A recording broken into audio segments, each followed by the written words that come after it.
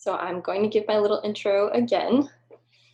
Hi everybody, this is Bridget with Homegate Real Estate Charleston. I am the broker in charge of the Charleston office, and I am going to be doing a live training this morning about how to write a counteroffer. I represent the seller in a transaction. A buyer has submitted an offer. My seller does not want to accept the offer, so he wants to counter back, and I'm going to be taking this offer that we received and I'm gonna upload it into DigiSign and have the seller initial the changes that I make. So to do this, you can log into SkySlope, and in SkySlope we have a little program called DigiSign, and that is free for Homegate agents. The brokerage, the company, corporate pays for that, which is very nice.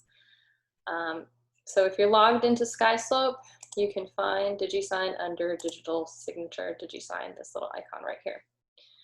Now I am going to click on New Envelope because I want a new document to be signed. I am not going to filter this by address. I'm logged into my SkySlope account as a broker in charge, so you can see everything that's under contract. But I'm going to click on No Property. If you have listings, your property will show up here, and you can click on Select so it can be in here. You can just automatically have the signed copy uploaded into your transaction or listing, but that's not always going to be the case, so you can just go to No Property. Now this gives me the option to upload the documents. You can either find it on your desktop, on your hard drive of your computer, or you can just drag and drop, which is a nice little feature. I'm just going to drag and drop. This is the email that I received from the buyer's agent. So I'm going to put it over here. It uploads, the box is checked. If you want to upload multiple documents at the same time, you could just click another one and upload it, or drag and drop. And for instance, the earnest money disclosure. It's already signed, but I just wanted to show you that this is how you would do it. And then I'm going to uncheck the earnest money disclosure because I don't need my seller to sign it. He's already signed it. Click on Next. And this is where you want to put in your recipient. So my seller's name is Harvey Moore. His email address is gemharv@hotmail.com. Yes, I have it memorized. Can you tell I've sent him a lot of documents to sign?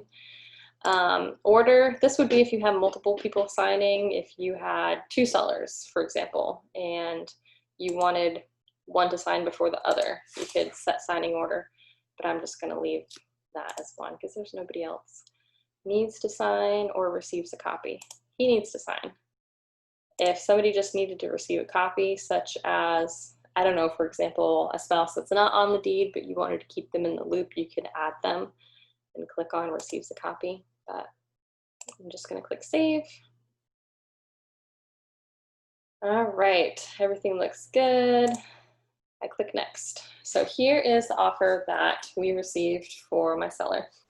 I have my handy dandy notes over here. This is what my seller wants to counteroffer. I've already spoken to him. So we need to change, first of all, the purchase price and the closing costs. The rest are the same. These are just the details of the offer. So what I'm going to do, because I only want my client to read what I'm going to change, I don't want him to be able to write in it.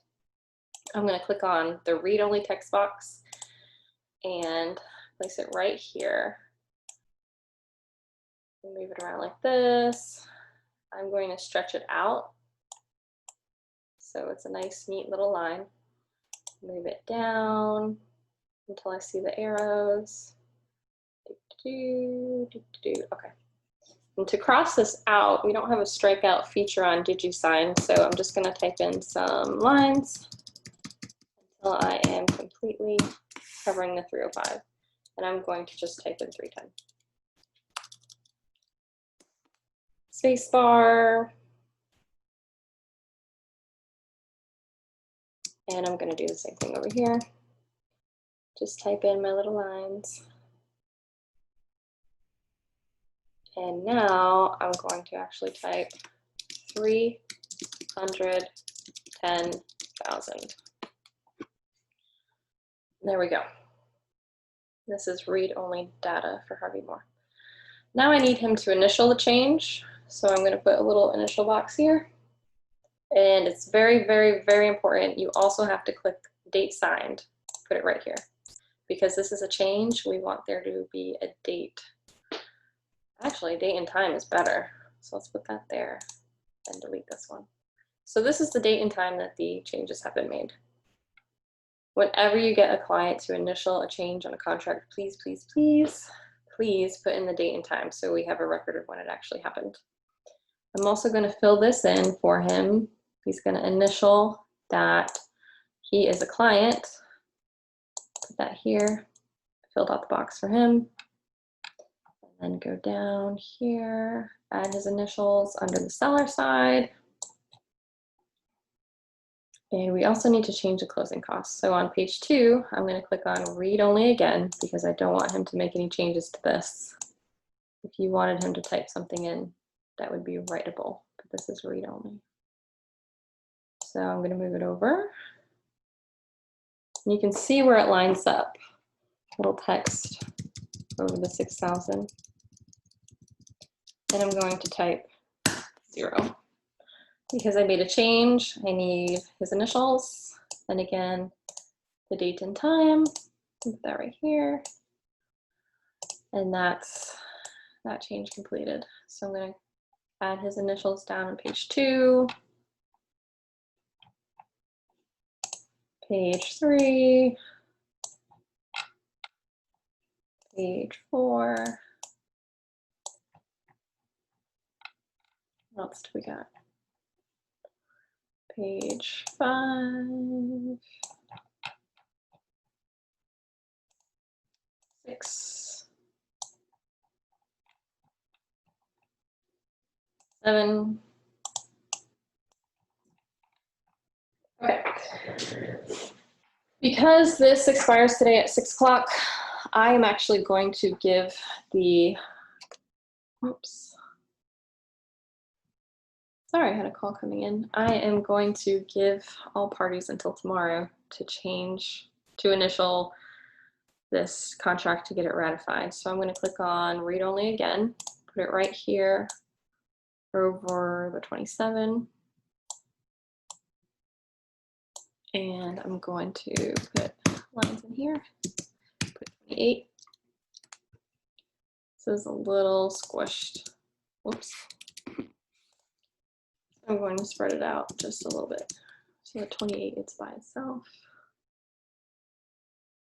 Move this down so you can kind of see where it's going to line up. And because this is a change, I also need to add initials for my client and date and time. Very important. So 6 p.m. can stay there. I'm going to put my seller's signature here. Also need his date and time here. And initials versus seller. And initial versus seller. So I've got everything changed. These were the only changes, plus the offer expiration date. So I can click on send. Now my subject is going to be counter offer for your signature. And I'm going to type in a little message for him.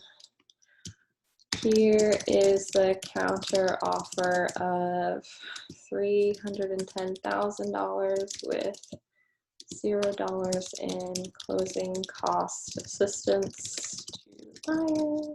I have also changed the offer expiration date to tomorrow to give all parties a chance to sign before the offer expires. Something like that. I usually like to be as detailed as possible so we have in writing what we already talked about on the phone. If anything comes up or if there's confusion, I can always say, I wrote you the note. If you had any questions about it, please call or email. Call, text, or email with any questions at all. And send for signature. That's it. Done. Thanks for watching.